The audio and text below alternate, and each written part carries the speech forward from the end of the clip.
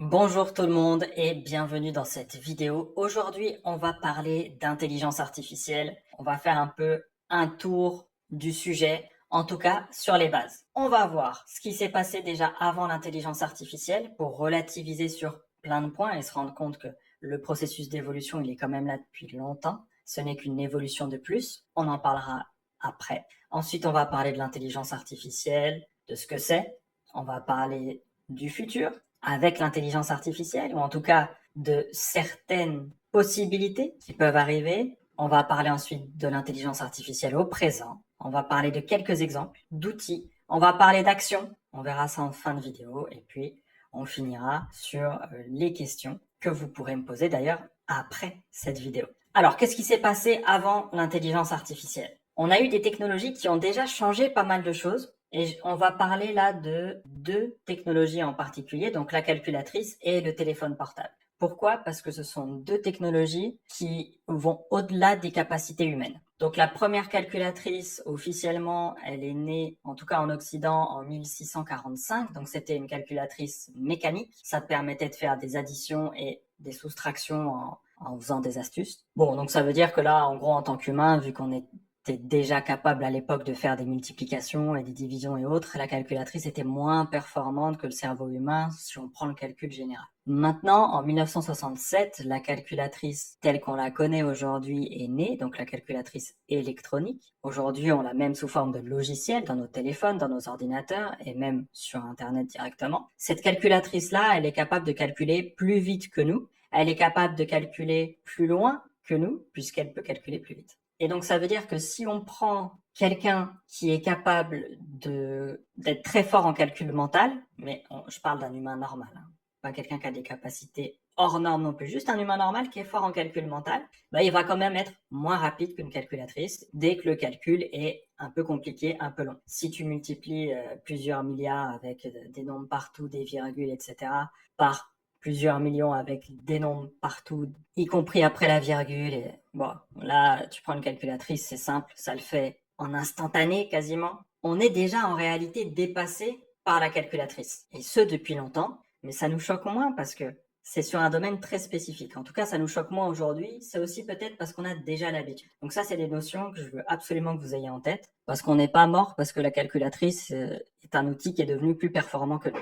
Et aujourd'hui, la calculatrice est un outil qui s'est complètement démocratisé, ça ne coûte rien. En tout cas, les calculatrices de base sont accessibles pour tout le monde et on les a même gratuitement, comme je disais, sur nos téléphones et compagnie.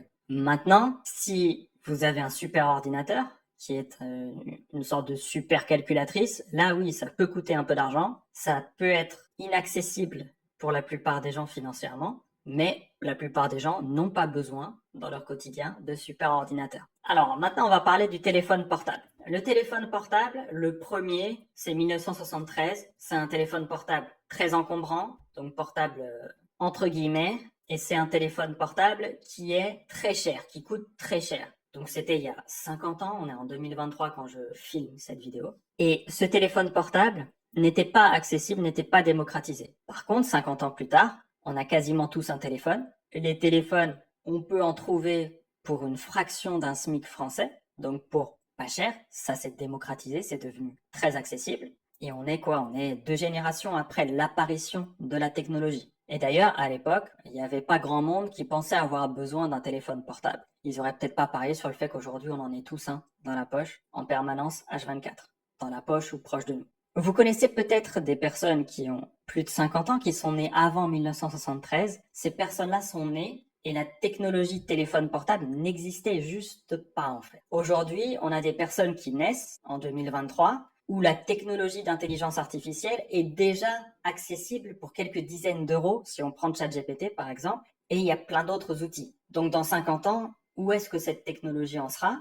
J'en sais rien, je suis pas devin. Mais on va voir un peu tout ça aujourd'hui parce que ça peut changer énormément de choses pour les décennies à venir et ça a déjà changé beaucoup de choses alors qu'on est qu'en 2023. Donc, on va devoir creuser un peu tout ça. Alors, avant toute chose, on va parler de l'intelligence artificielle, on va définir un peu plus ce que c'est.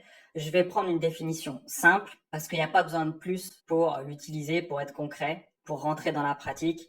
Après, si vous voulez creuser les notions d'intelligence artificielle, vous pouvez le faire pendant des années. Il y a des chercheurs en intelligence artificielle qui n'ont pas fini de creuser.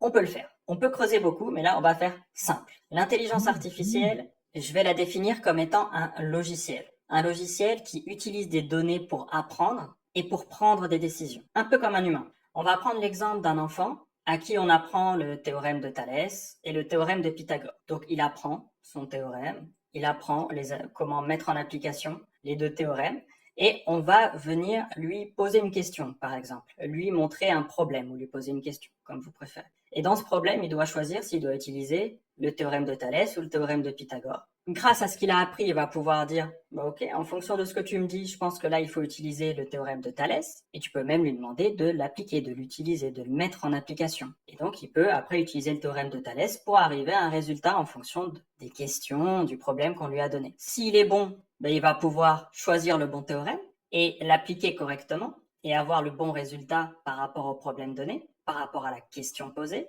Et s'il a mal appris ou qu'il a du mal à mettre en application, donc il n'a pas fini d'apprendre cette partie-là, il va peut-être se tromper. L'intelligence artificielle, c'est pareil. Et d'ailleurs, sur ChatGPT, aujourd'hui, on peut lui donner un problème mathématique et il peut le résoudre. Mais il y a quelques temps, il avait beaucoup plus de mal et il se trompait plus souvent. Aujourd'hui, c'est bien utilisé, il n'y a pas trop de soucis. Donc, c'est une bonne façon de visualiser ce qu'est l'intelligence artificielle, même si elle n'apprend pas exactement comme nous. Comprendre que l'IA utilise des données pour apprendre et qu'en fonction de ce qu'elle a appris et des données qu'on lui a fournies, elle va prendre des décisions, un peu comme un humain va prendre des décisions en fonction de ce qu'il a appris. C'est déjà suffisant pour comprendre comment nous, on va pouvoir utiliser cette intelligence artificielle. Et donc, l'un des points qu'on va pouvoir faire, c'est qu'on va pouvoir optimiser certaines tâches qu'on fait, puisque l'IA peut permettre de libérer du temps de par son efficacité lorsqu'elle est bien utilisée. Et ça, c'est important. J'ai des retours de gens régulièrement qui me disent « Ok, j'ai utilisé l'IA, ça n'a rien donné de spécial.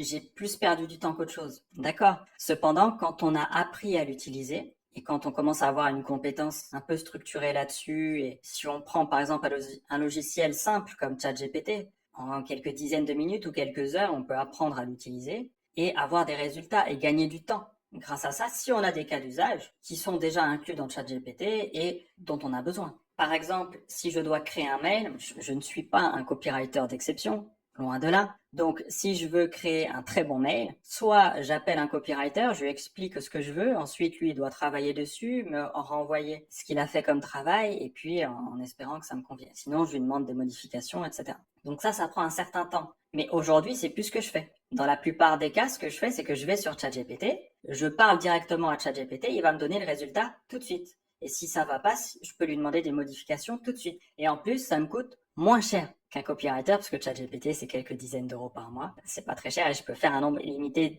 d'emails avec. Alors, si vous n'y connaissez rien du tout en mailing, c'est sûr que ça va être compliqué de demander les bonnes choses pour avoir un mail suffisamment qualitatif en sortie. Donc là, vous aurez peut-être besoin de passer par un copywriter. Copywriter qui pourrait très bien utiliser lui aussi de l'intelligence artificielle, écrire ses mails plus vite avec ses consignes à lui et en optimisant, en repassant peut-être derrière, améliorer encore. Et donc ça, c'est l'une des opportunités. Ça permet de décupler son potentiel. Un copywriter aujourd'hui qui utilise de l'intelligence artificielle peut avoir, en repassant derrière, des résultats plus importants que quelqu'un qui n'a pas de compétences en copywriting. Et il peut avoir ses résultats plus rapidement qu'avant. Il peut peut-être aller 5 fois, 10 fois plus vite. Et je dis ça pour être cool. Il y a moyen d'aller encore plus vite. Alors maintenant qu'on a défini l'intelligence artificielle, on va parler de sujets importants autour de cette IA. On va parler de l'IA-phobie. Alors l'IA-phobie, la peur de l'intelligence artificielle, c'est quelque chose qui est très présent aujourd'hui. Je ne sais pas si ça va s'estomper, j'en sais rien, on verra. En tout cas, c'est important d'en parler. Les géants de l'intelligence artificielle alertent sur le fait qu'il y a un risque. Si on prend par exemple Elon, qui est le fondateur qui a racheté, c'est pas le fondateur, qui a racheté Twitter, qui est devenu X, il dit qu'il y a un risque sur l'intelligence artificielle. Il a lui-même une entreprise sur l'intelligence artificielle. Et il a contribué à la création d'OpenAI, qui a créé ChatGPT. Donc, s'il dit qu'il y a un risque, on peut supposer qu'il y a vraiment un risque. Maintenant, le risque reste minime en termes de probabilité, mais il y a un risque quand même. L'IA pourrait très bien détruire l'espèce humaine. Les mots sont lâchés, c'est possible. Est-ce que ça va arriver? Peut-être, mais ça reste peu probable. Une comparaison que j'aime bien parce qu'elle est claire et qu'on la comprend bien souvent, c'est le nucléaire. depuis plusieurs dizaines d'années maintenant, on a la possibilité de détruire toute l'humanité avec du nucléaire. Or, on est toujours là. Je ne sais pas à quel point on est passé proche ou pas de l'extinction totale à cause du nucléaire. Mais en tout cas, on est encore là. Donc, je me dis qu'il y a probablement des chances pour qu'on soit encore là, même s'il y a un jour à la possibilité de nous exterminer tous, ou qu'on a tous la possibilité de s'exterminer avec l'IA.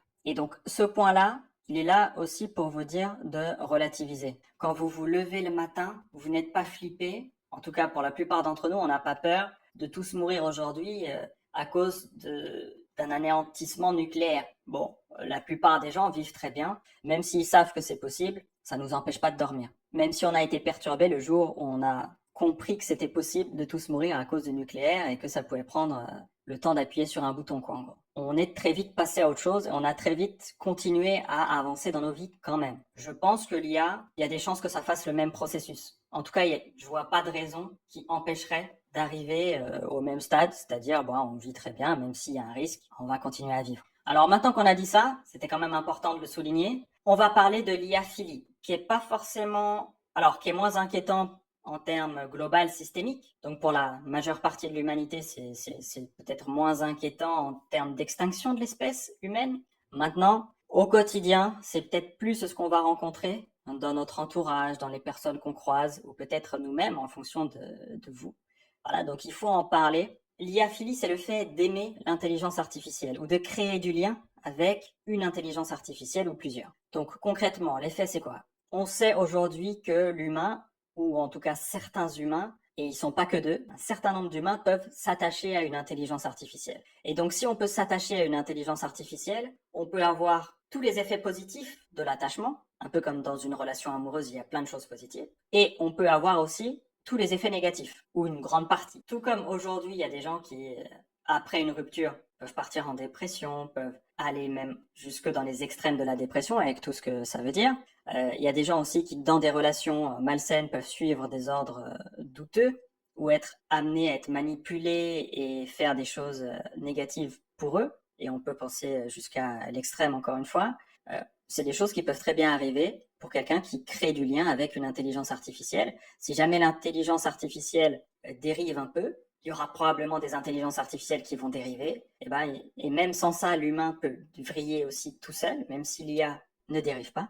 Il peut y avoir des soucis. Et au-delà de ça, on va même parler d'autre chose. On a déjà eu des cas, je vous laisserai faire vos propres recherches si c'est quelque chose qui vous intéresse. On a déjà eu au moins un cas que j'ai en tête de quelqu'un qui n'est plus parmi nous parce que il avait créé du lien avec une intelligence artificielle et on lui a coupé l'accès à son intelligence artificielle et il n'a pas pu le supporter. Il faut faire attention à ça, je pense qu'il faut faire de la prévention, c'est aussi pour ça que j'en parle aujourd'hui, pour au moins que vous soyez au courant que c'est possible, que ça a déjà eu lieu et que donc ça peut exister. Et dans un monde où, en tout cas autour de moi, c'est ce que je peux observer, il y a quand même beaucoup de gens qui sont seuls, qui voient peu de monde, qui ont du mal à créer du lien avec d'autres êtres humains, ça peut poser des soucis. Mais encore une fois, là, on parle de la faiblesse de l'être humain et non pas de la force de l'IA à proprement parler, même si c'est lié. Si l'humain n'avait pas de faiblesse par rapport à ça,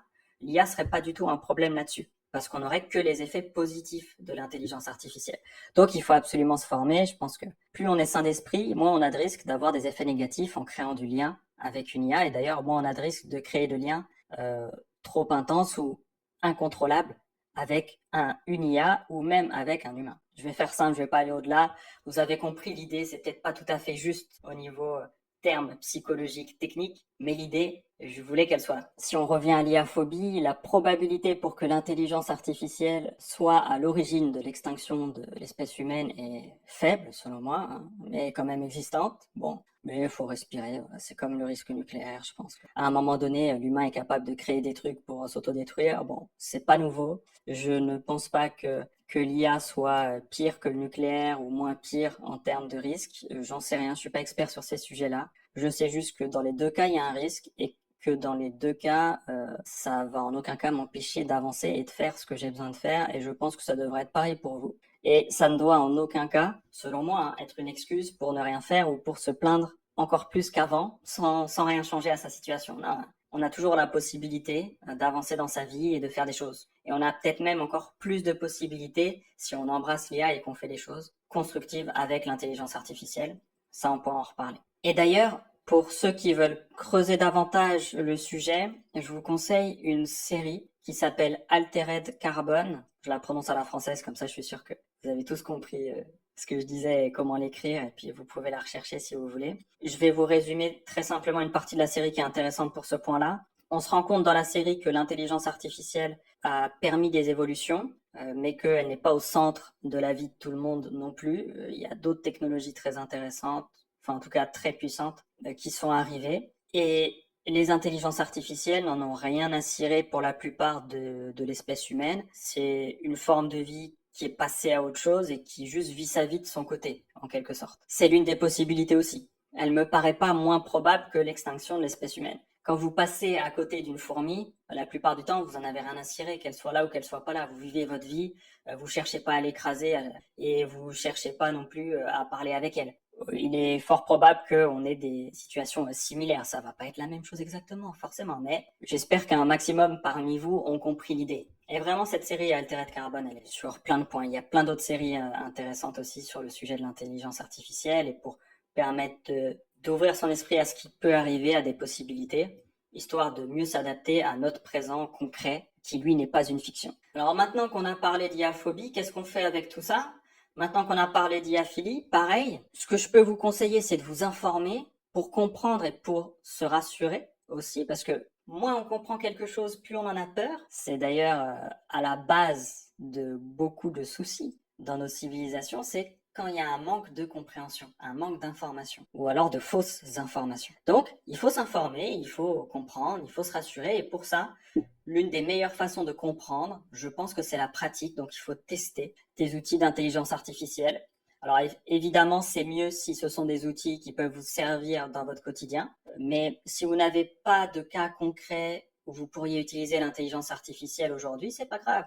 Allez sur ChatGPT, allez sur d'autres logiciels d'intelligence artificielle, testez un peu, regardez ce que vous pourriez faire, et puis peut-être qu'en pratiquant, vous allez avoir des idées de « Ah oui, finalement, je peux peut-être l'utiliser dans tel cas », ou alors « Le jour où j'ai ça à faire, je sais que je pourrais utiliser l'intelligence artificielle », et vous allez vous rendre compte que l'IA peut être vue juste comme un outil. Et un outil, parfois on a besoin d'un marteau, il y a des jours où on peut en avoir besoin, mais pour la plupart d'entre nous, on n'est pas tous les jours à avoir besoin d'un marteau. Mais on sait que on a appris ce que c'était, et donc on sait que le jour où on en a besoin, on va pouvoir l'utiliser, et puis c'est un marteau.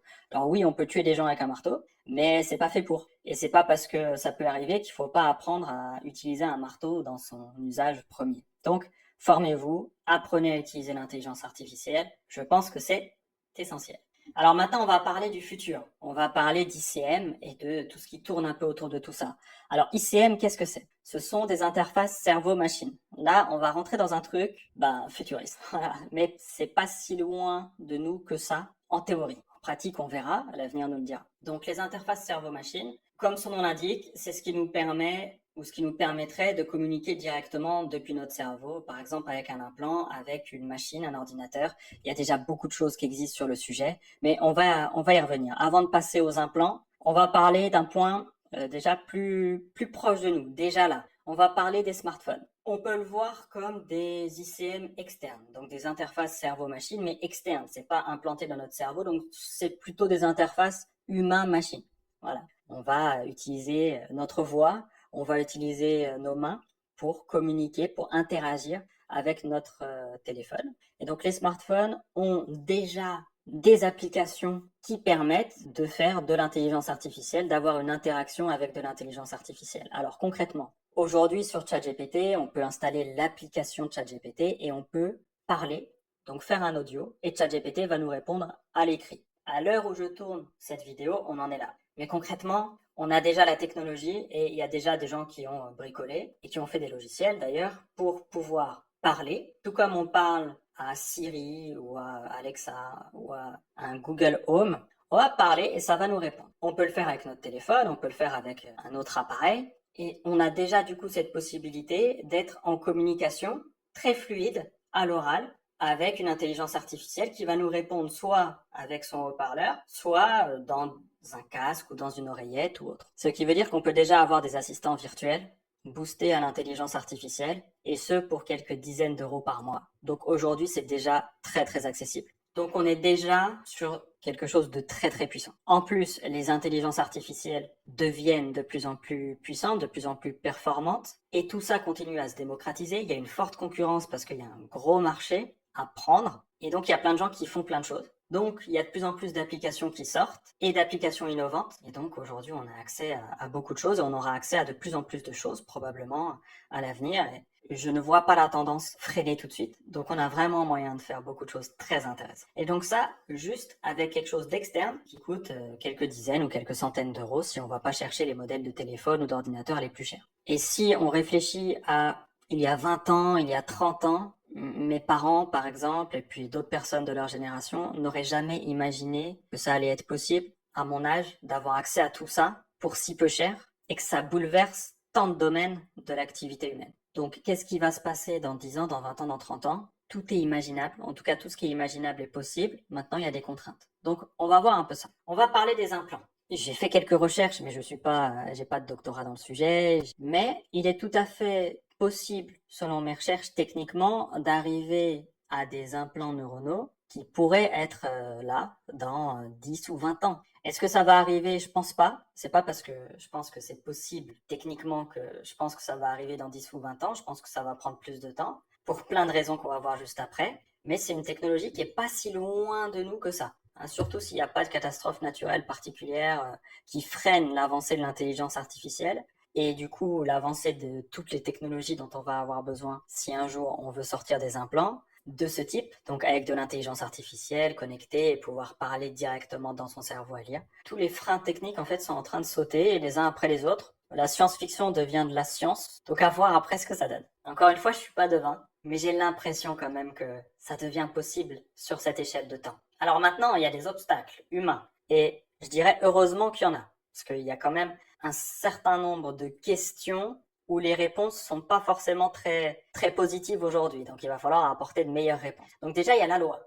Pour s'implanter un truc dans le cerveau, aujourd'hui, c'est pas j'appelle mon chirurgien et il m'implante un truc dans le cerveau. Non, c'est un peu plus complexe que ça. En dehors des dispositifs médicaux, vous avez probablement vu des vidéos de gens qui récupèrent l'audition ou qui entendent pour la première fois grâce à des dispositifs médicaux. Donc tout ça, alors implant ou type d'oreillette ou autre. Bon, ça dépend des situations. Mais donc, c'est des choses qui existent déjà. Avec l'intelligence artificielle et avec des implants cérébraux, neuronaux, on pourrait aller plus loin, recouvrer la vue, voir mieux, un peu comme avoir une vision, un peu comme les aigles, par exemple. Bon, il y a des choses comme ça qui seraient possibles, on pourrait s'en rapprocher. En tout cas, si on prend ce que dit Elon Musk sur son entreprise Neuralink, lui, il pense qu'il y a aucun souci par rapport à ça, notamment pour tous les humains qui ont la partie du cerveau qu'il faut pour la vision mais qui ne voient pas. Il serait possible de leur redonner la vue, selon lui.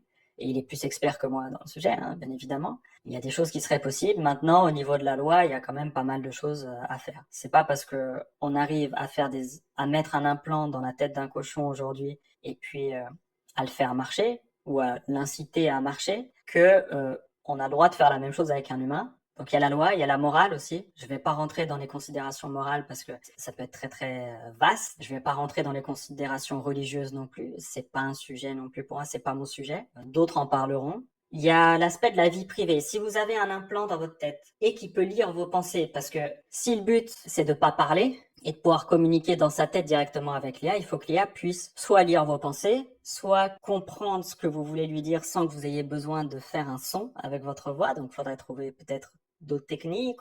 Voilà, il va falloir développer des choses. Si l'IA arrive à lire dans vos pensées, ce qui est la méthode la plus logique actuellement, hein, la plus claire, comme quoi on pourrait communiquer directement avec un implant dans notre tête, bah ça pose des soucis de sécurité. Alors de recherche et développement, parce qu'il faut réussir à développer cette technologie. Lire dans les pensées, c'est pas si simple. On arrive aujourd'hui avec certaines techniques, on a déjà des choses qui sont sorties publiquement, comme quoi on arrive à remodéliser des images, plus ou moins bien. Hein. On est au balbutiement de cette technologie, en tout cas publiquement. Donc on pourrait visualiser des ordres ou autres, ça c'est des choses qui sont possibles, mais il y a beaucoup de travail à faire sur le fait de lire dans les pensées encore à l'heure actuelle, en tout cas officiellement. Donc c'est vrai qu'il y a des barrières, et si on arrive à lire dans les pensées des gens, On peut injecter des choses dans leurs pensées. On peut leur mettre des pubs encore plus ciblées. Encore une fois, si vous allez voir la série Altered Carbon, avec des dispositifs neuronaux, les gens ont des publicités dans leur tête. Et donc, il y a des bloqueurs de publicité spécifiques qui apparaissent, etc., etc. Bon, je vous passe le détail. Tout ça pour dire que, humainement, il y a des obstacles. Il y a des obstacles techniques, il y a des obstacles légaux et il y a des obstacles moraux. Qui fait que peut-être que ça ne verra jamais le jour en dehors des dispositifs médicaux qui, eux, ont l'air bien partis pour permettre aux gens de recouvrer la vue ou des choses comme ça. Aujourd'hui, on a des pacemakers depuis quelques temps maintenant, donc pour aider à faire fonctionner le cœur, c'est un implant, d'accord? Donc on a déjà des implants en réalité, mais des implants de ce type, pas encore. Est-ce que ça doit arriver ou pas? C'est pas trop mon sujet, mais en tout cas, si ça arrive, c'est bien qu'on en parle dès maintenant, histoire de se préparer à cette possibilité. Alors, les obstacles techniques, on en a parlé, hein, la sécurité. Comment on fait pour se protéger de l'extérieur? Parce que si on prend un implant intelligence artificielle, eh ben, il va falloir qu'il puisse communiquer avec des serveurs, avec Internet, etc. Donc, il envoie des données, donc il peut en recevoir. Bon, la sécurité, c'est une question. Ensuite, la lecture dans les pensées, on en a parlé juste avant, c'est une question aussi. Et comment on fait? C'est loin d'être simple. Et puis, on a aussi, alors peut-être que c'est un peu plus simple, surtout si on arrive à lire dans les pensées, on a la simulation auditive. L'idée, c'est comment l'IA nous répond. Est-ce qu'on a une oreillette et elle nous répond via une oreillette? Bon, ça, on sait déjà le faire. On le fait déjà avec nos téléphones. Quel intérêt à avoir un implant? Peut-être lire directement dans les pensées, si on reprend l'intelligence artificielle, peut-être. L'idée, c'est de pouvoir simuler directement la réponse dans le cerveau humain. Donc, on aurait une intelligence artificielle avec une voix qu'on aurait choisie, par exemple, et qui nous répond quand on lui pose une question et qui nous répond directement dans notre tête. Donc, vous pourriez très bien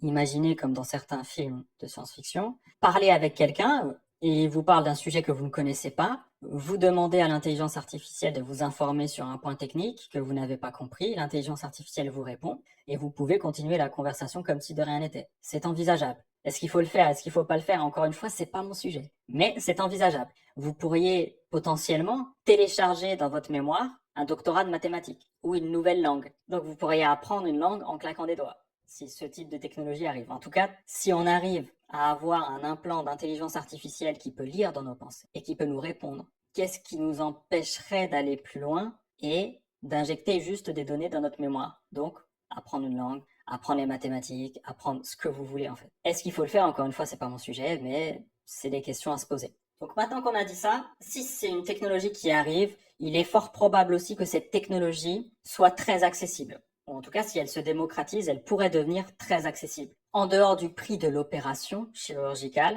l'implant en lui-même pourrait très bien coûter l'équivalent du prix d'un téléphone actuel. Ça n'a rien d'incroyable, en tout cas de croire que c'est possible. Alors il y aurait des avantages, on en a parlé un peu, donc de la discrétion sur l'utilisation, du gain de temps, bien évidemment, ce serait encore plus fluide qu'avec nos téléphones actuellement. On pourrait améliorer notre vue, améliorer notre audition, on pourrait faire énormément de choses, apprendre des choses en un clic. Et je terminerai là-dessus sur les ICM, donc sur les interfaces cerveau-machine, on va s'arrêter là. Maintenant, on va passer à un sujet intéressant aussi, je pense que ça va intéresser beaucoup de monde. Nous allons parler des animaux et de l'intelligence artificielle liée aux animaux. Les animaux, on peut imaginer plein de choses. Tout d'abord, un collier connecté, par exemple pour chiens. Alors, même principe pour les chats. On pourrait imaginer un collier, on pourrait l'imaginer, en fait, ça existe déjà. C'est plus ou moins poussé à l'heure actuelle et en fonction de quand vous regardez cette vidéo, mais on va justement pousser un peu plus le truc avec des choses qui sont faisables techniquement déjà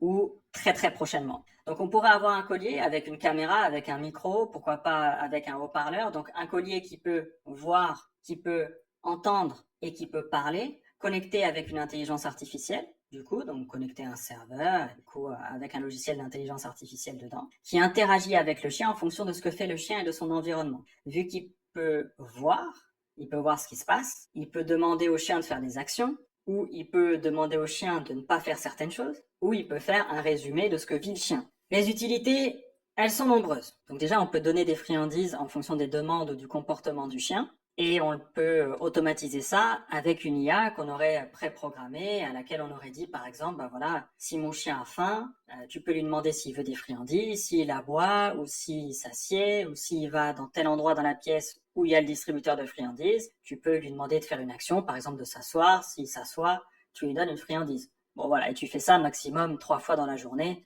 pour pas qu'il devienne complètement obèse. C'est pas, voilà. Ça, c'est des choses qui sont tout à fait possibles. Peut-être un peu frivoles, pas forcément très très intéressant au niveau technique ou au niveau de l'utilité pure. Cependant, je ne doute pas que ça intéresserait déjà beaucoup de propriétaires de chiens et de chats et d'autres animaux de compagnie au sens large. On pourrait aussi créer des résumés avec l'IA de ce qu'a vécu notre chien en notre absence. Parce que l'IA verrait en permanence, en tout cas elle pourrait, le collier pourrait voir tout ce qui se passe, et donc on pourrait savoir que notre chien, qui est resté dans la cour toute la journée, a aboyé 3 passants, dont notre voisin 2 fois, une fois parce qu'il est allé chercher le pain, une fois parce qu'il est rentré avec sa voiture, et puis le troisième passant, c'est quelqu'un qu'on connaissait pas. Voilà, ça c'est tout à fait possible.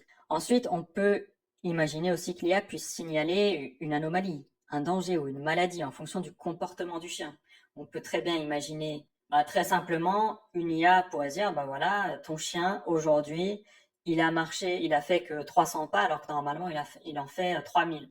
C'est peut-être qu'il y a un souci, vérifie. T'as pas été là aujourd'hui, t'as pas pu le voir, mais vérifie. Et du coup, l'IA va pouvoir t'informer tout de suite, que tu sois là ou pas. Parce que quand on a un chien ou un animal de compagnie, on peut voir quand il n'est pas bien. Mais parfois on n'est pas là, parfois on pense à autre chose, on va pas le voir tout de suite, alors que l'IA, elle serait programmée pour vérifier ça dès que possible, tout le temps, en permanence. En tout cas, on pourrait programmer une IA pour ça. On peut très bien aussi imaginer un point de vue extérieur, parce que là, on peut calculer le nombre de pas ou la distance parcourue par le chien et puis en déduire plus ou moins des choses. Et avec aussi tous les facteurs, est-ce qu'il a aboyé beaucoup ou pas aujourd'hui? Est-ce que plein de choses, tous les facteurs que vous pouvez imaginer.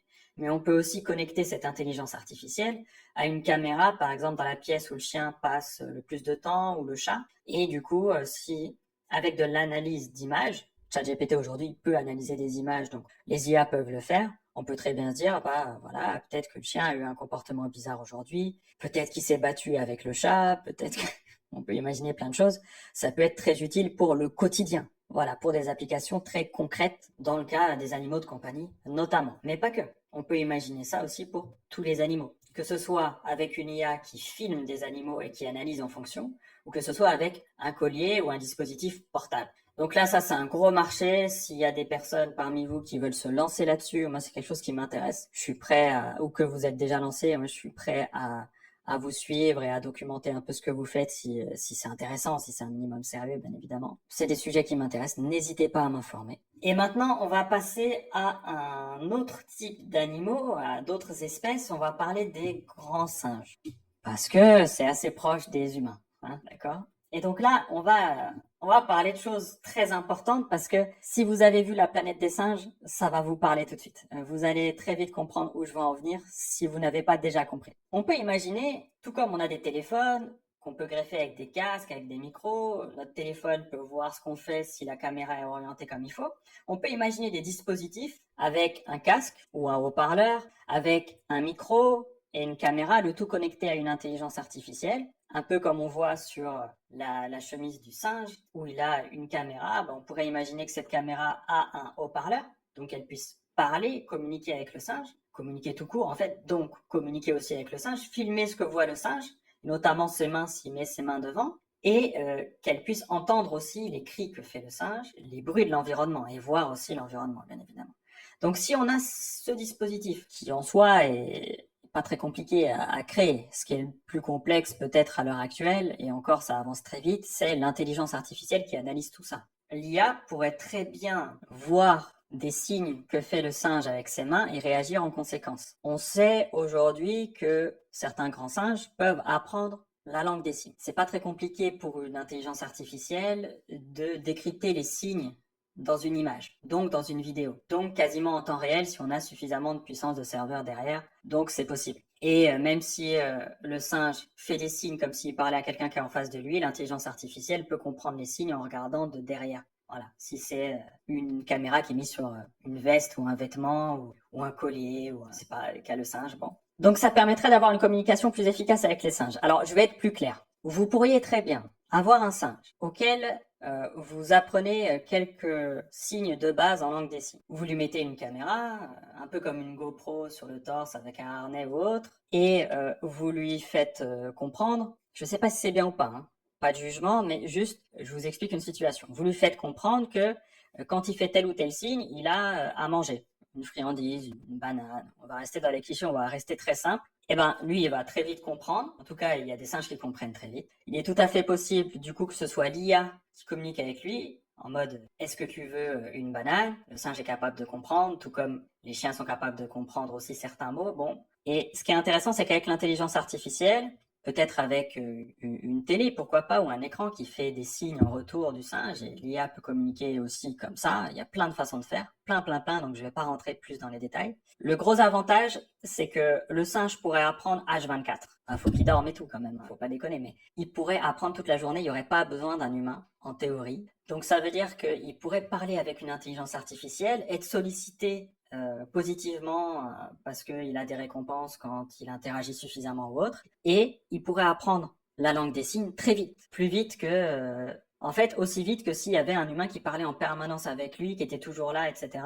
Là, on pourrait programmer une IA qui ne se fatigue pas, et donc on pourrait très bien imaginer des singes qui, en quelques mois ou quelques années, parlent couramment la langue des signes, peuvent interagir avec l'intelligence artificielle, peuvent demander du coup des choses avec l'intelligence artificielle, parce que si tu sais dire tout ce que tu veux en langue des signes, tu peux demander aussi des choses. L'intelligence artificielle, si elle est connectée à Internet, elle peut, ou connectée à une base de données, elle peut répondre à certaines questions, voire à toutes les questions, et le singe pourra apprendre tout seul comme ça. Donc, en théorie, ce que je viens de vous dire, ça veut dire que les singes, si on leur donne quelques bases avec une IA bien faite, eh ben, ils pourraient apprendre tout ce qu'ils veulent. Peut-être qu'il y a des singes qui voudraient rien apprendre, hein. Je sais pas, il y a bien des humains qui veulent rien apprendre. Mais peut-être, ça c'est gratuit, mais peut-être qu'il y a des singes qui voudraient apprendre plein de choses. On pourrait très bien arriver avec des singes qui sont éduqués, mais vraiment, c'est-à-dire qui ont eu accès à Wikipédia, qui ont compris les choses, qui ont peut-être appris tout seul à écrire, qui ont peut-être... Tout est possible. Un singe, ça vit pas 3 mois, ça vit quelques années, quelques dizaines d'années. Il y a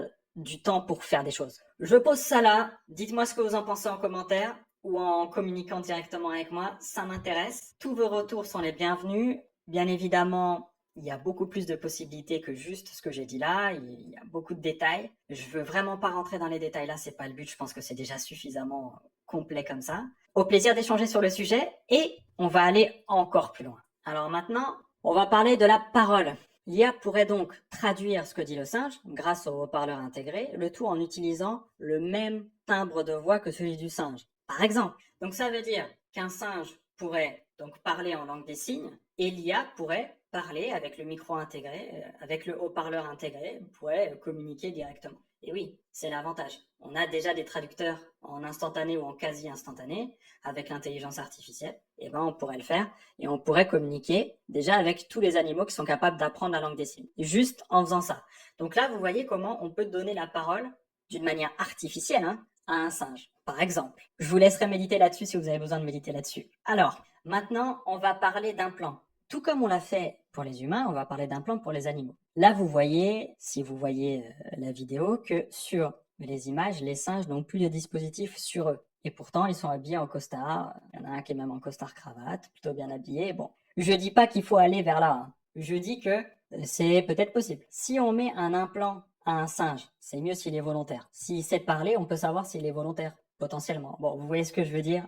Avec ce qu'on a vu avant, vous voyez l'idée, si vous avez suivi ce qui précédait. Donc avec un implant, pareil, l'intelligence artificielle pourrait voir par les yeux du singe, pourrait lire dans ses pensées, avec les mêmes obstacles techniques et moraux qu'on a eu avec les humains, ou en tout cas des choses similaires. On pourrait avoir des réponses discrètes en simulation audio interne.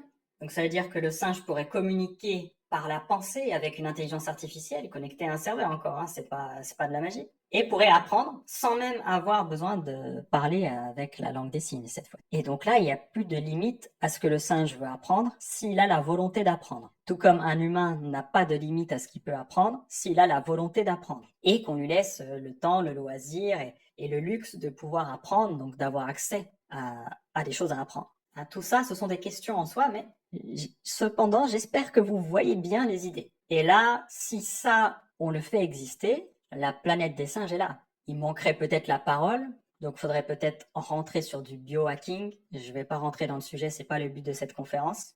Mais au-delà de ça, à la limite, si l'IA peut lire dans les pensées, que le singe peut parler en langue des signes ou dans sa tête, il suffit de mettre un haut-parleur connecté à l'IA. Le haut-parleur peut être sur le singe n'importe où, il peut être dans une dent du singe. Je sais pas, hein, ça peut être un autre implant. Je sais pas si c'est intéressant, hein. Faites pas ça, s'il vous plaît. Ou voilà, enfin, je recommande pas forcément de faire ça. Mais vous voyez les possibilités. On pourrait avoir l'impression que le singe parle sans avoir à changer sa biologie ou sans avoir à faire trop de changements. Bref, je vais m'arrêter là parce que je sens que sinon je vais rentrer trop dans les détails. On finira là-dessus. Ça veut dire que l'intelligence artificielle pourrait traduire les pensées du singe en mots grâce à un micro intégré, le tout en utilisant le même timbre de voix que celui du singe ou en utilisant n'importe quelle voix. Si le singe veut utiliser la voix de Marilyn Monroe, s'il a les droits, il pourrait. Bon, et je vais peut-être passer pour un fou, hein, c'est pas grave, mais ce qui compte, c'est que vous compreniez les idées, d'accord, et les possibilités concrètes, parce que je vois pas ce qui nous empêcherait de le faire. C'est-à-dire que s'il y a quelqu'un qui a suffisamment d'argent, de pouvoir, d'infrastructure, qui veut faire ça, en réalité, s'il est dans un état qui lui permet de le faire, je sais pas, il est en Corée du Nord, la Corée du Nord est pas contre et il s'en fout de ce que pensent les autres états, bah, il pourrait potentiellement le faire. Je vous parle de la Corée du Nord, mais n'importe quel état qui serait ok pour le faire, quoi. Pas forcément un état avec une dictature aussi extrême, quoi. Bon. Et je finirai là-dessus, les animaux. Alors, aujourd'hui, où est-ce qu'on en est? On va revenir au présent. Je pense que c'est important de voir où est-ce qu'on en est aujourd'hui en intelligence artificielle. Aujourd'hui, ChatGPT, il y a peu de temps, c'était encore de la science-fiction, ce qu'on peut faire avec. On peut écrire des lettres. Alors ChatGPT, c'est quelques dizaines d'euros, c'est 25 euros par mois, taxes incluses. C'est vraiment accessible à quasiment n'importe qui. Surtout, ouais, c'est très très accessible, c'est moins cher qu'un téléphone et quasiment tout le monde a un téléphone. Et d'ailleurs, il y a beaucoup de gens qui n'ont pas de téléphone, qui n'en ont pas par choix. Donc ChatGPT, c'est très accessible et ça permet de faire beaucoup de choses. Donc ça nous permet d'écrire par exemple des lettres, si on prend quelque chose de base. Alors des lettres d'amour, oui, des poèmes, mais aussi des lettres aux impôts, des lettres de relance. On peut faire énormément de choses avec ChatGPT. Quand la génération de mes parents était au lycée, écrire une lettre, fallait l'écrire. Si tu savais pas écrire, si t'étais mauvais en dictée, bon courage. Et regarde le temps que tu mettais.